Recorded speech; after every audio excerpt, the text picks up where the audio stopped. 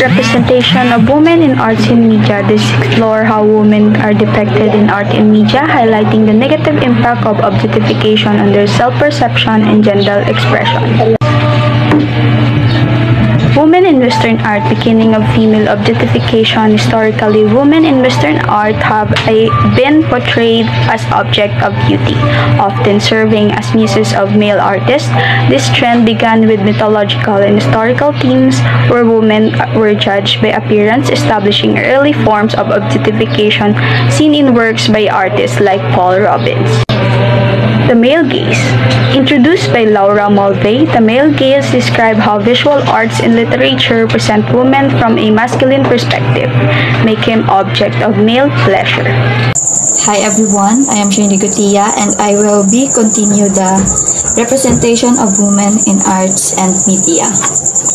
Women and advertising often objectifies women, promoting unrealistic beauty standards to sell product and reinforcing harmful societal norms. Recognizing this manipulation empowers women to reject this standard.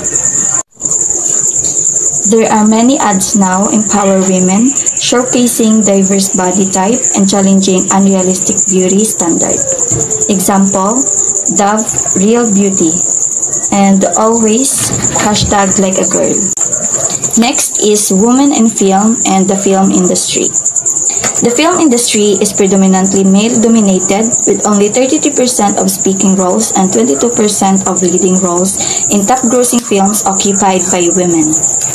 Studies shows women are often portrayed in sexual ways, and their roles lack depth compared to men.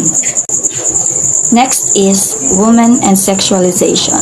The American Psychological Association highlight that this sexualization diminishes women's self-worth and encourage a perception of women as objects for male desire. Such as portrayals can contribute to gender-based violence and negatively impact mental health, resulting in issues like low self-esteem, eating disorder, and depression.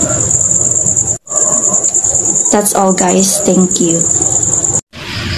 So, good day everyone, my name is Donald G. Ramos and I am the last reporter, and I'm going to tackle about the beauty as a weapon against women. So, half of the world population, whether a wealthy, powerful, or marginalized, has been essentially reduced or deprived of consumption.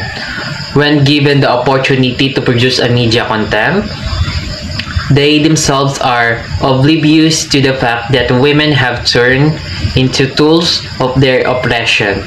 Beauty magazine editor, designers, and female models all contribute to the perceptions of women as objects, certain frequently unachievable criteria by producing shows that sexualize women. Even female news anchor, performer, and a screenwriter contribute to the objectification of women. Girls are policed by their mothers, sisters, and friends to make sure that they meet this ideal of beauty. So next is beauty and the Western ideal. So Western principle serves as the benchmark by which individuals are evaluated. It has a lot to do with Philippine colonial past, people with dark skin and hair, qualities that have less power, were displaced and marginalized by Caucasian when they colonialized them.